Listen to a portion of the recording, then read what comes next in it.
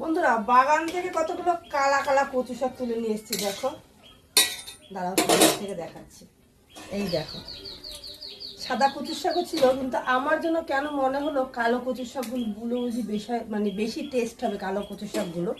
তো তাই জন্য কালো কচু শাক তুলে নিয়ে আসলাম বাগান থেকে, কুটে বেছে একেবারে ধুয়ে বসিয়ে দিয়েছি। আর ফ্রিজের থেকে মাছ বের করে নিয়ে আসলাম। এই যে মাছের মাথা ছিল দুটো, আর এখানে রয়েছে পুঁটি মাছ।